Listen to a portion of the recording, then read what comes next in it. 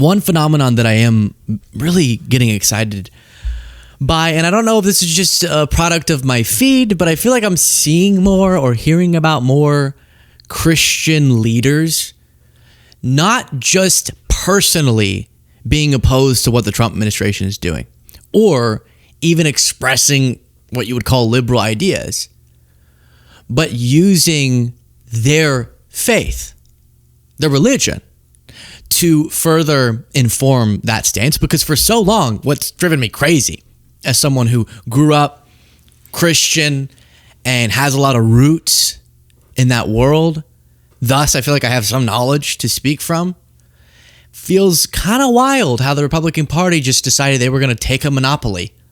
They're going to have a monopoly on Jesus. When, can we all just be totally frank for a second? Many of the extreme, I have MAGA relatives, I love them dearly, I'm not insulting them, I'm just saying many of the extreme right-wingers who approve of everything Trump is doing would absolutely hate Jesus as he was described, right? Like, if it really happened, Jesus came back walking along the street, man, they would just hate the guy. They would hate the guy. Many. And so the fact that there's not just a bunch of secular, factual,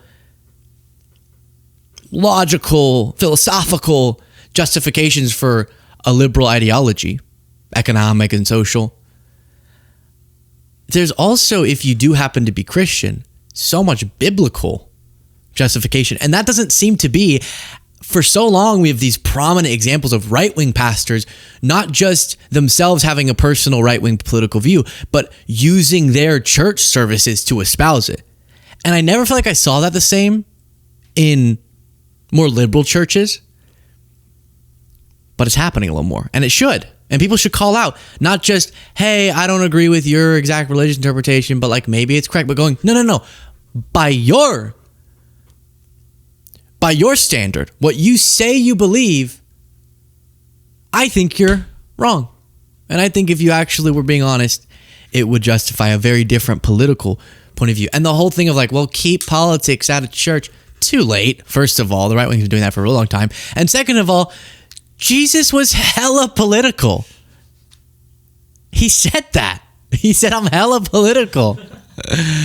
And it is time that we acknowledge that, frankly. Our collective entity that we use to address societal problems in many cases, being our representatives and our government, that's the most influential organization that we all have a say in addressing the ills of society. It's not that it's the only one or that it's good at it's only a problem, but it is definitely the one we all have the most buy-in with, given our vote and given the power of the government. And so the fact that we would look at all of the teachings in the Bible about uplifting people, supporting the poor, healing the sick, etc., but then act like it's absurd to apply those to our representatives and to the programs that can do a number on societal ills. Wrong wording, but I think you get the point. Now, here's one example that went viral from a church. I want to repeat that, and if you need to fact check it, use your chat, GPT, go to BernieSanders.com. It's all over the place. If you paid $1 in federal income tax last year, you paid more than SpaceX and Tesla combined. I mention that to you because while all of that, so I'm just showing you the injustice, and you can say what you want. Well, that's not injustice. He's just clever. He knows how to get out of taxes. It's actually called stealing, but now you can call it clever. I call it stealing. Because if me as a human pays as much money as I did in taxes and can't afford health care, then tell me in Jesus' name, tell me how a man that is about to be the wealthiest man on this planet many times over with trillions, tell me how no taxes were paid. Okay? Now I say all that to say, as all of that's happening, the man in the White House leading the way, his net worth has grown $3 billion since being in office.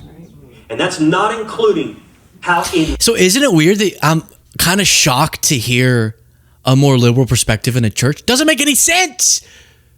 Now, I know there's a lot of things in the Bible. So I get that you can kind of cherry pick to construct most worldviews if you want to. But from my understanding, if you really focus in on what was written about Jesus, do you say allegedly? I don't know what the term is. Then I don't want to defame Jesus. Then it does not square with so much of what Trump is doing, ripping away healthcare, enriching himself at the expense of lower income folks, targeting the already vulnerable. That's like definitely not what he was doing. I don't know if I could tell you the entire synopsis and the entire ultimate meaning of what exactly you should live in your life. And a lot of people think that one of the decisions of my life is a big violation of something in the Bible. But I can tell you for sure Trump's contradicting it constantly if you focus in on Jesus stuff. And so then why is it that for so long, it felt like every right-wing pastor would bring his right-wing views into his church, but liberal pastors weren't so likely to do that? And there's tons of liberal pastors. And then you're thinking like, yeah, wait, this is a totally reasonable topic to bring up. This is our society. This is our people. Of course, if you believe some of the teachings of the Bible, then using your democratic power to abide by those teachings would be your responsibility. Enriched his family is becoming with Saudi Arabia right now. So you're like, man, you're really going for it. I'm telling you, the reason I say this is because I think we've misunderstood Christmas.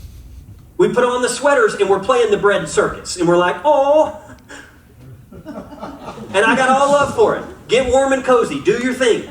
I'm just telling you, my line of work is in the flow of the prophets and Jesus. And in my line of work, I just don't think those people are going to show up. Okay, this is from a TikTok. It says #progressive church and then white people deconstructing Christianity. I don't know if we needed white to be put in that. I don't know why that's a funny thing to reference. Oh, so now the whites are getting it. Okay, so the tide is turning. Oh, I like it. Wait, that doesn't make sense. Please do click the subscribe button if you appreciate the show as we continue through.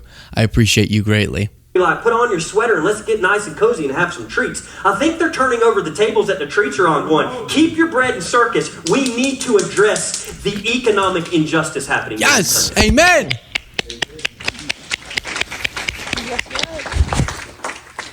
And the reason I'm fired up about it is not just me. I know some of you are here going, especially if you're, black culture, you're like, brother, it's finally hit the white people. You know what I mean? Oh, I see. Okay. So he did mention that specifically. That's actually a good, kind of an interesting point. I do feel like predominantly black churches have been more at the forefront of explaining their Christian views that oppose extreme right-wing ideologies. So maybe that's a little bit what he's saying. You're here going, especially if you're, black culture, you're like, brother, it's finally hit the white people. You know what I mean? God, leave it to us white people. We only get enraged when it's us white people. You know what I mean? Like, I get it. I do. I get it. I talk to my black friends all the time. They're like, you're so cute. You know what I mean? Like, okay, something was so funny. This is so funny. I really appreciate that he's calling out the economic injustice and all that, and it's super important. I gotta be honest, I didn't get this far in the video until now. So many funny aspects of how he worded that. And if you're a part of black culture, you're probably thinking, brother? It's like, okay. And then he says, if you're like speaking to the audience, if you're black, you're probably thinking, man, only when it hits the white people. And then the camera pans and it's just all white people. He's like, to all the black congregants in our audience, it pans, it's just like all old white people, which we love. It's okay. It's not a thing. It's just really funny the way that happened. Oh my gosh. I get it. I do. I get it. I talk to my black friends all the time. They're like, "You're so cute." You know what I mean? Like, I know. All right. I feel it. I know. Get back on tracks. Get back on the tracks. I've told you all this before. Thanks for giving us grace. You know what? I mean, spiral dynamics shows us people wake up at different times. Sometimes it takes people a long time. All right. And so I'm not just enraged because it's me. It certainly is a part of that. But I'm more enraged because I'm also starting to realize how deep this thing runs and how many people have been suffering the whole time, and I haven't even been aware of it. Right. And that's heartbreaking for me. Beautiful, beautiful message with a little, but a really beautiful message. I talk to my black friends all the time and they say, "Brother, you're cute." But I really appreciate that. And then you have a country singer also saying, "Hey, you keep bringing up Jesus. Fine, let's talk about it. Let's see how much you actually like what's in there about him." This is Brian Andrews, and he's a country music singer. Were you raised that way? Are your mom and dad both on that side of the political spectrum? Yep. Yeah. And you're a Christian, right? Yep. And you mentioned in this song you have the lyric of being. The older I get, I wish Christians tried to be a little bit more like Jesus. Yeah. Yep. Yes, I heard that. I heard that song. I played it, and it made me go like this, little tear. The older I get, the more I wish Christians would try to be more like Jesus. Oh, shoot. Brian, you're a revelation. Yeah. And in the context of the song. And he's a big country music bro. Like, we need those voices. Not as much of a star as Kash Patel's girlfriend in the country music space. No, but we need... He looks like a guy's guy, you know? And he's singing country music, but then he's making a song that really hits deep. Of being. The older I get, I wish Christians tried to be a little bit more like Jesus. Yeah, Yep. Because it's more of a profession than it is a lifestyle to these people. Sure. You know what I'm saying? I mean, it's a costume. Yes, exactly. Right. That's exactly right. It's the fact that, you know, these people are raised in households in these small towns that you're Christian because you're Christian. There is no questioning, you know. There is no, like, some people have their own walk with faith and everything, and I think that they're being Christian in their own way. I just think it's terrible. Jesus Christ showed his masculinity and strength through love, compassion, and empathy. Not through oppression or force. You know, it was almost never through, like, I mean, somewhat word of mouth, but Jesus performed miracles and then looked behind him and he had a whole crowd of people behind him because of what his actions were.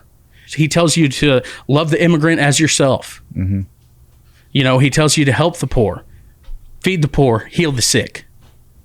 So when I think about universal health care, we're in the richest country in the fucking world. You don't think we can have universal health care?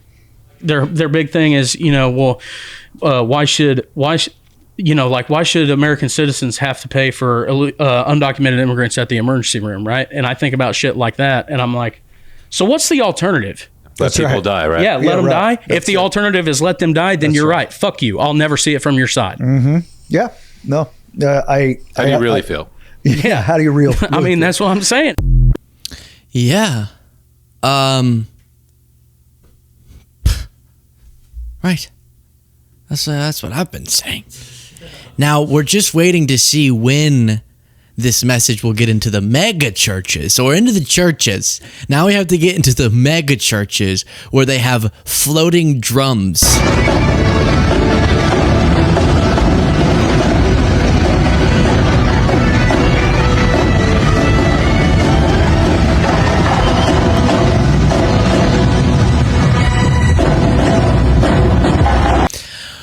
Wowza. A lot of people are like, ugh, that's not what church should be. It's disgusting.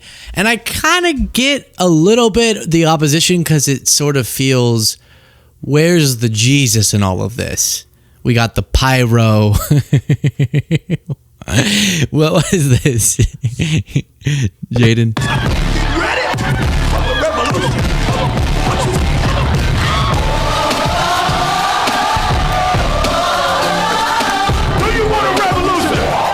Gonna have Wanda, stand up here. Wanda, please. That's a MAGA church, it says?